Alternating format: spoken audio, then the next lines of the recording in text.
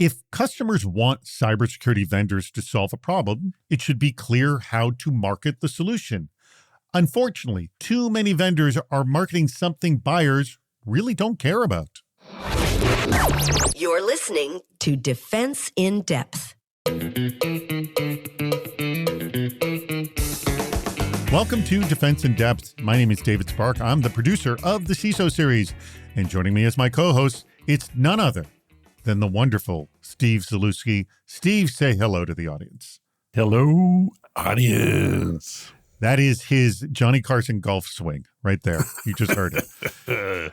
Our sponsor for today's episode, Steve, is Alteryx, brand new sponsor of the CISO series. Thrilled that they're on board, where analytics, automation, and AI come together. You're going to learn all about just that a little bit later in the show, all about Alteryx. But first, let's get to our topic. Look at the marketing for any number of cybersecurity vendors, and you'll see how they're touting, quote, automated agentic AI. It's the first and industry leading. I don't know if you know this, but it is. Whoever you're talking to, it's the first and industry leading.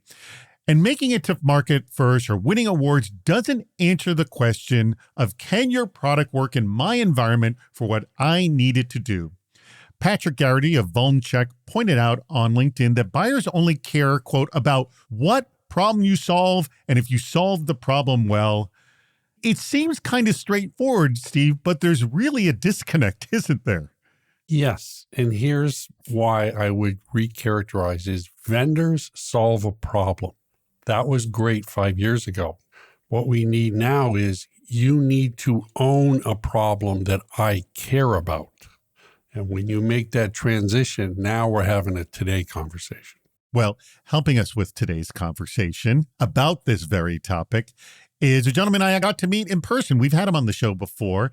Thrilled he's joining us. He is the CISO over at Generate Biomedicines, none other than Tom Dowdy. Tom, thank you so much for joining us. Thanks for having me today. Glad to be here. I didn't think of these options. Farouk Ulatas of Cyber Skills Hub said, quote, you know buyers care about how well a vendor can solve the problem. For tight product and market fit, use the 3 M's. Moment, where is it in the kill chain? Metric, MTTR, which is mean time to remediate. False positive rate, exposure. Motion, first click to value. And if any of these M's are fuzzy, sharpen your product or your story.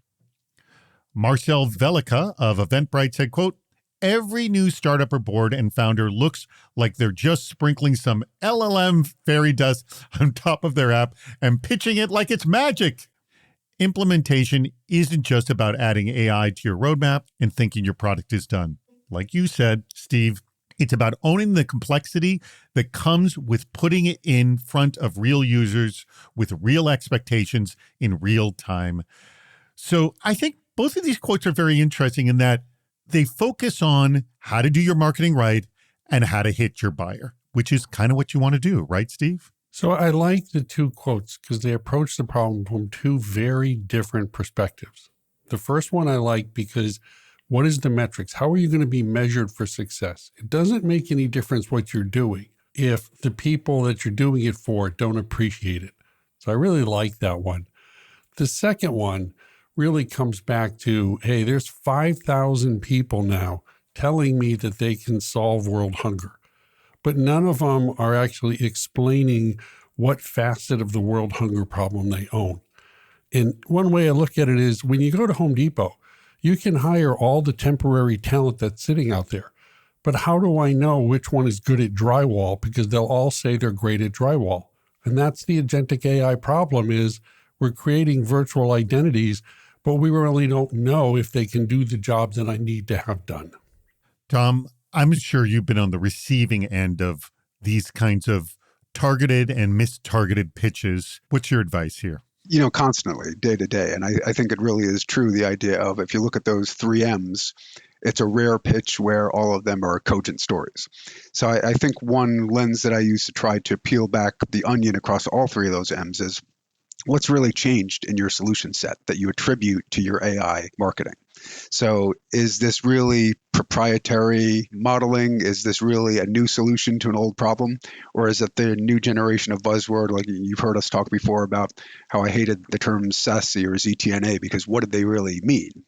AI and agentification are levers, they're multipliers, they're not objectives in and of themselves. And if we really peel back to how are we adding simplicity, how are we adding focus, how are we moving further left in the kill chain, there are some answers to that. And I think the moment M is probably the best answers out of those three, but it's a rare solution where we're really talking about, is it a point solution where your security product that is AI pixie dusted is really a better play than, okay, we're really still in some of the pillars of the fundamental tooling, and maybe we need some LLM modeling across the top of it to integrate them and connect them. There's not a lot of connective tissue in terms of how some of these outputs work. The tools that I see are really good in terms of the data source integration to try to use big data modeling in LLMs. What do we do to action them to help us do something about detecting further left in the kill chain is still a want, I believe, that is glassed over by the pixie dust. Well, and let me riff on that for a second too, because I really like the LLM fairy dust. And here's why. The LLM fairy dust says, hey, what's the easiest thing I can do? I can try to make you more efficient. So I can try to make you work faster. But what we're trying to do is have security be more effective at stopping the attack. And all of a sudden, you kind of hit the wall when we try to ask it to do that because we're trying to pick the low-hanging fruit. What would a successful engagement look like? Nick Carroll of Zscaler said, quote, disagree. Almost always the people with the purchasing power are uninformed and easily swayed by buzzwords, which is why they work. Ooh, these are fighting words. Nick. Moreover, they work in most cases than selling an actual capability. See, for example, every company racing to adopt agentic AI for everything, like we said. It's a non-intuitive truth that selling on an actual capability is less effective, but not everyone has internalized that you're usually not selling to the people who truly understand the problem space. Rather, you're selling to people who think they know far more than they do. To some of this, I'm going to agree here. And those are the people for whom buzzwords are impressive. This is doubly true at conferences like Black Hat, in my experience, where most of the people attending are executives, not actual engineers. Black Hat actually gets a good share of its engineers. And let me close here with Paolo Di Prodi of Preem Cyber AI, who says, quote, when we started, we didn't call ourselves any of those names and we didn't advert ourselves as such. But now, the first thing I ask is, are you agentic based, etc.? I think this meme misses some powerful confounding factors in the industry. So, Tom, Nick comes out and says, I know you say you don't like it, but this is how it sells. And my feeling is, I'm sure you can sell something like that. Yes? What's your response? You can sell something like that, but I always come back to the why and so what. All right. So it's not unlike, a handful of years ago, everyone said, we've got to get to the cloud. Okay. You probably do need to get to the cloud. Why? Now we don't even call it cloud. It's just infrastructure. It's what we do. So when you look at that why and so what, what's your near to midterm outcome? Are you doing more with the same resource? Are you doing the same with less resource? Are you focusing your intellectual power of your smartest and most highly compensated people better? What is it? Are your SOC analysts able to focus on things they otherwise would have missed? In other words, are there threats or outcomes that are addressable this way with this tool, whether it's LLM enabled, agentic, or AI pixie dusted or not? And if the answer is yes, then that's a path to be chased. If the answer is, well, we're not sure, then those 3 M's that we talked about before haven't been articulated. It's not unlike, I think, a parallel problem where you've got quantum computing capability. And if you look at high velocity trading or invention of molecules, for instance, you're still at an inflection point where throwing a bunch of classic compute power at it might be just as effective. So AI, without question, is a hockey stick in terms of capability. But I think so many people are chasing it because they think they have to have it without really rationalizing what workflows and processes are they going to try to optimize. And just as importantly, which ones they're trying to eliminate and what steps they're trying to get rid of altogether, as opposed to automating or AI enabling bad process to begin with. Steve, I throw it to you now. I'll just say, what's your response to Nick at the very beginning here? I love Nick, okay? That man knows how to stir the mud. Yeah, he does. And I love this, but I think there's a lot of truth here. And here's how I think about that as a truthful statement is if I look strategically for a minute, tone from the top, fear, uncertainty, and doubt was how we pitched to the executive team security for years. So tone from the top is we can't be breached. And so therefore we're selling fear, uncertainty, and doubt. And that got us a certain amount of space. Well, if I look now, tone from the top with AI is fear of missing out. It's FOMO. And so therefore everybody has to have a story to tell because they're trying to hide in the herd. They're afraid that everybody else are going to get ahead, even though nobody understands how it's actually useful. And that's where we are now when we were talking through what Tom said is, but when it gets down to the people that are actually trying to protect the company, they're asking for practical examples. And the tone from the top is, we don't really care about that. We just need to be able to tell a compelling story. So I think that's why I really appreciate Nick.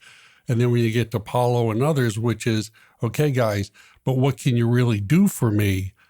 That's where we've got a lot of mismatch still. I'll just say this.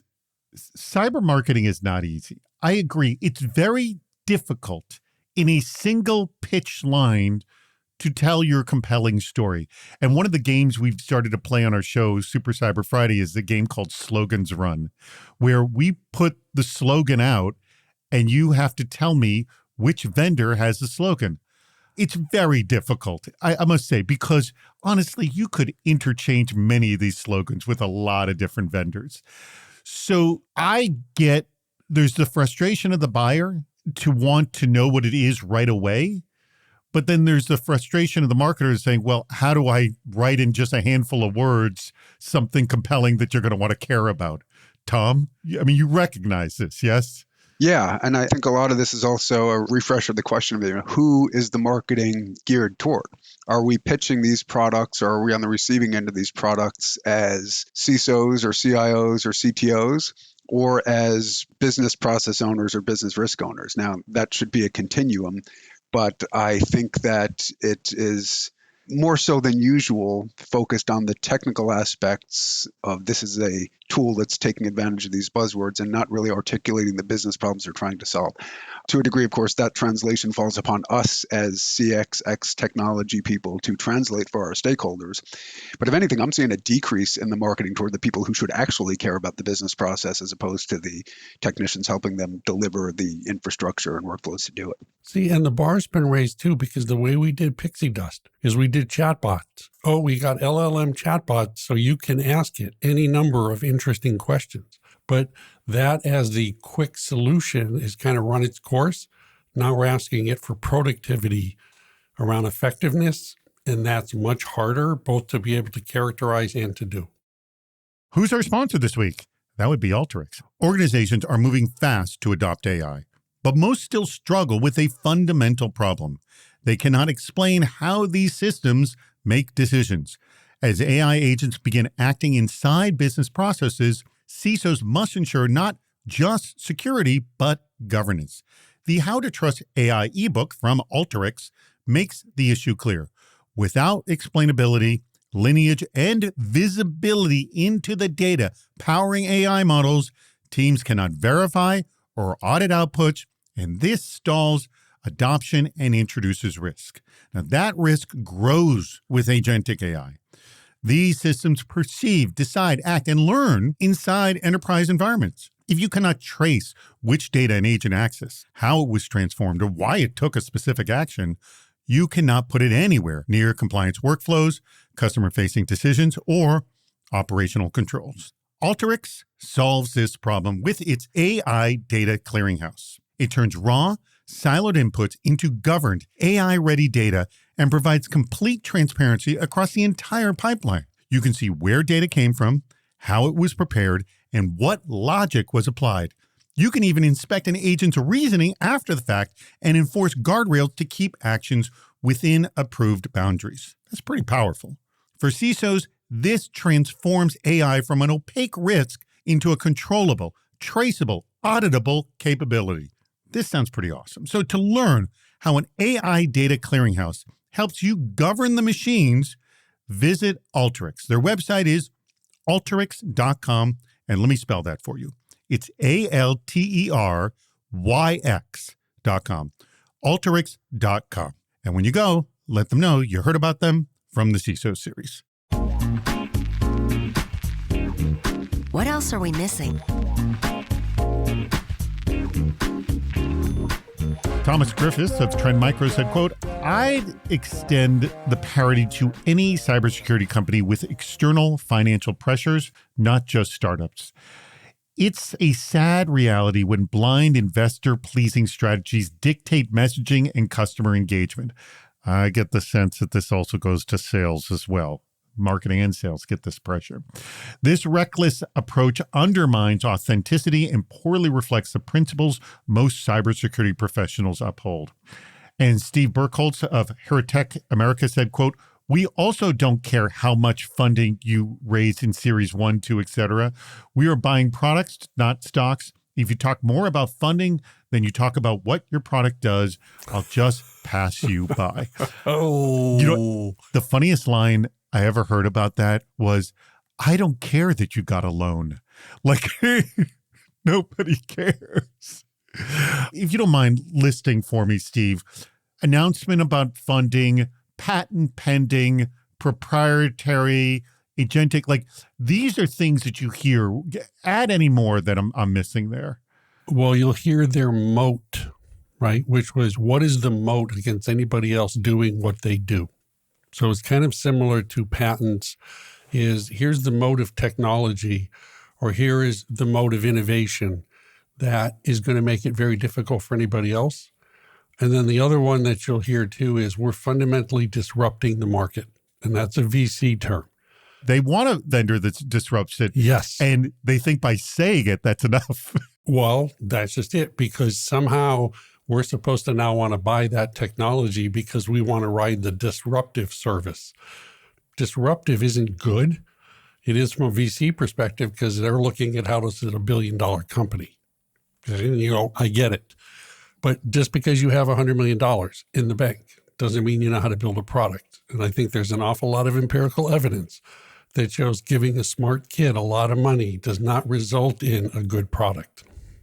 Tom, are they, beyond what we've said or double down on anything, is there additional sort of marketing verbiage or pathways that go down that are just not of any value or importance to your interest as a buyer? Yeah, I think that the idea of if it's not providing some kind of connective tissue between processes or thoughts that I'm already trying to weave together, then it's just another point solution that might have an LLM on top of it.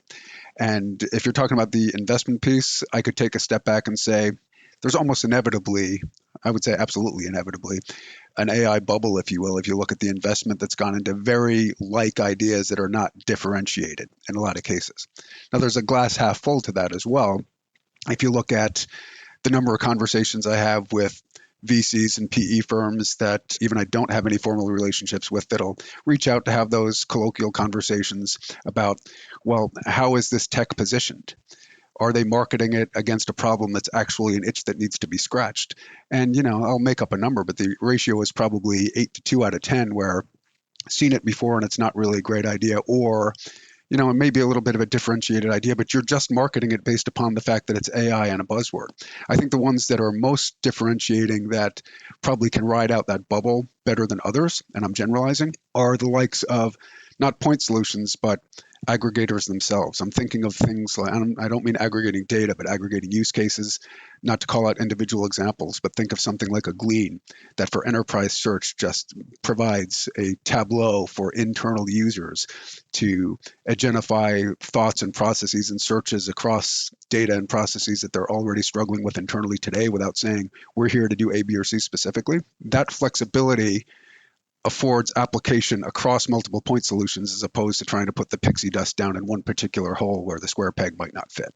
So I have said this phrase, or I've heard this phrase, I think it's pretty good, which was, we're not selling sneakers to teenagers. We're selling weapons to soldiers, okay? And the VCs think of selling sneakers to teenagers because they want it to be sexy and cool, and it's cool. And what Tom and I are is we're trying to buy a weapon for a soldier in a war.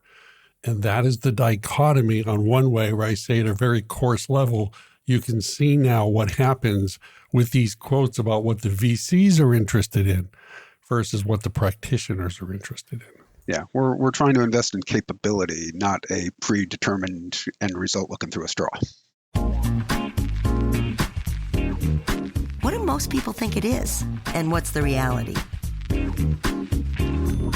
Jennifer E. Tisdale of Upstream Security says, quote, "The hardest job in cybersecurity is marketing." Well, I know some people would argue with you, but let's hear Jennifer out. First, cyber/AI/data is a non-visual abstract concept, I will agree here, with layers of meaning and audience variations that are near impossible to capture in a one-pager or sentence. We talked about this. Agreed, Jennifer. Secondly, they're often limited by NDAs or by what you should/shouldn't say to avoid negative perception by desired customers. Damned if you do, damned if you don't situation.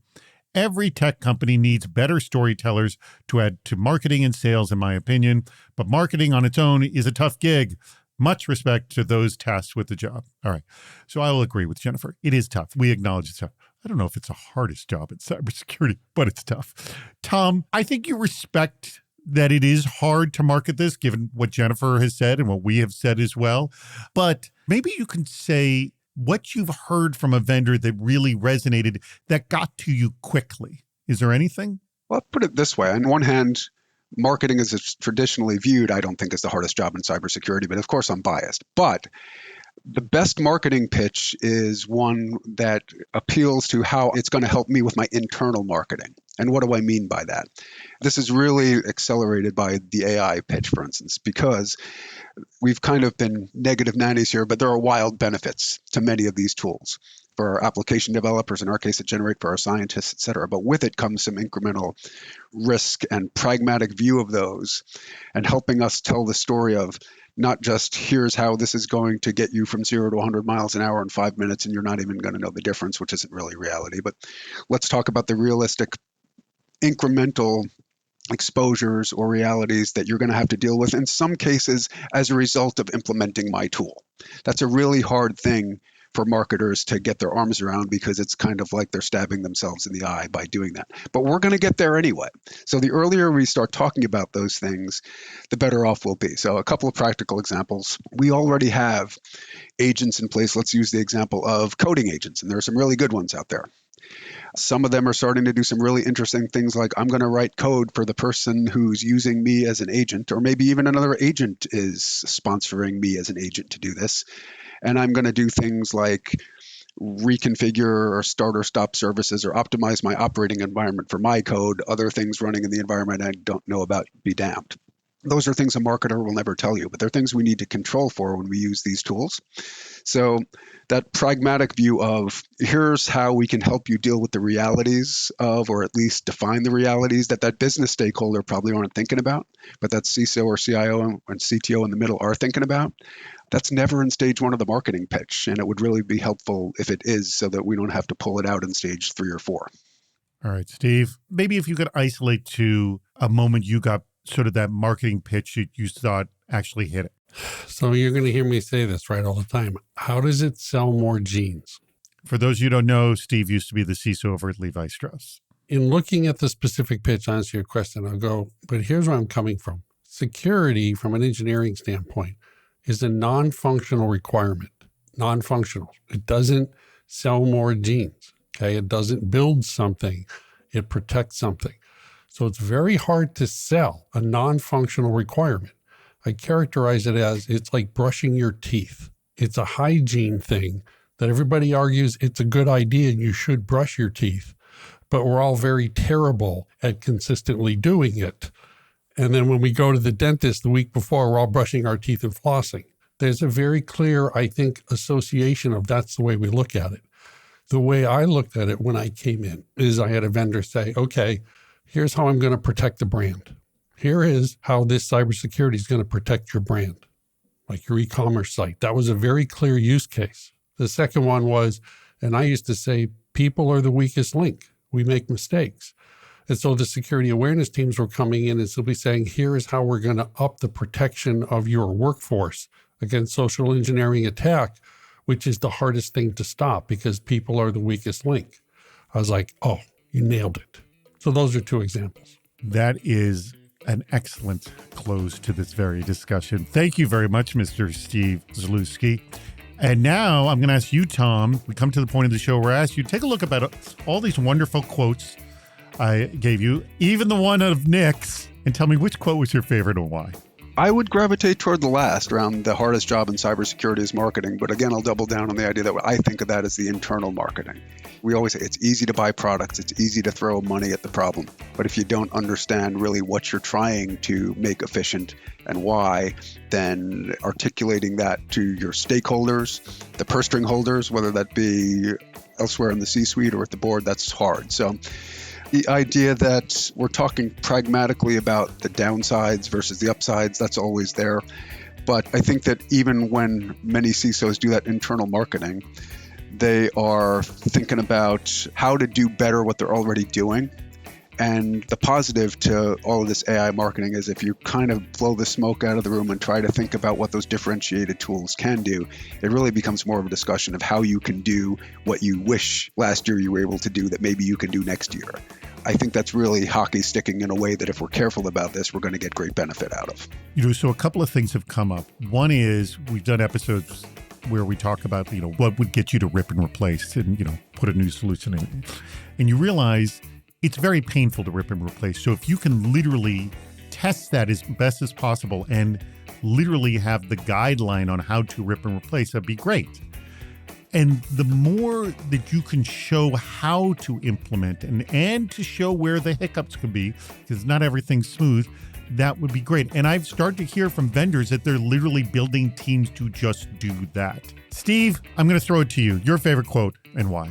Oh, this is like candy to the baby. It's got to be Nick Carroll at Zscaler.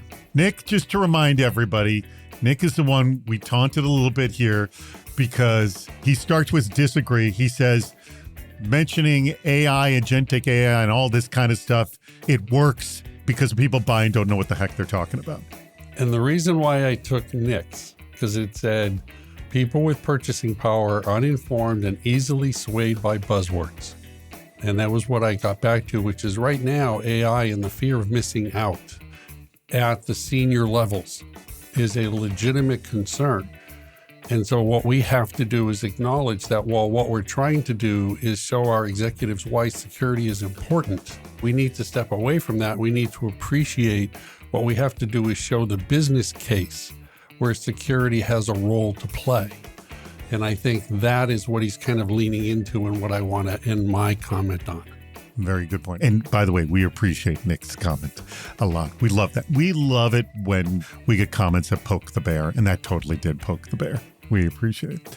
I want to give a huge thanks to our sponsor, and that's Alteryx. Remember, go to their website, alteryx.com, for their AI data clearinghouse.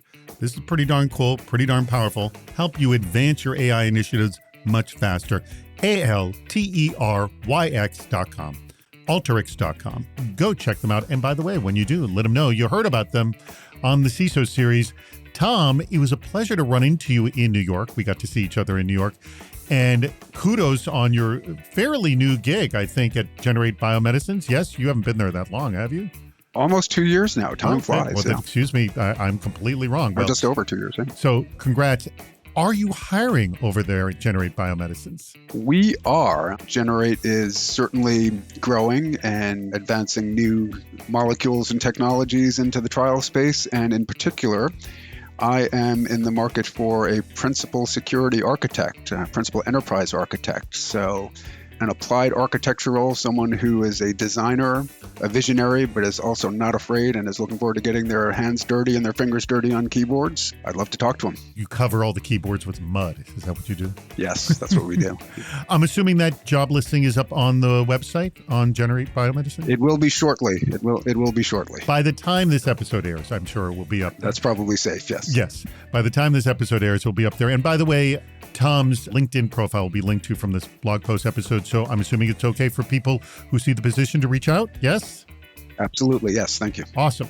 Well, thank you very much, Tom. Thank you, Steve. Thank you to our audience as well. As I say, and I've said it many times before, we greatly appreciate your contributions and for listening to Defense in Depth. We've reached the end of Defense in Depth. Make sure to subscribe so you don't miss yet another hot topic in cybersecurity.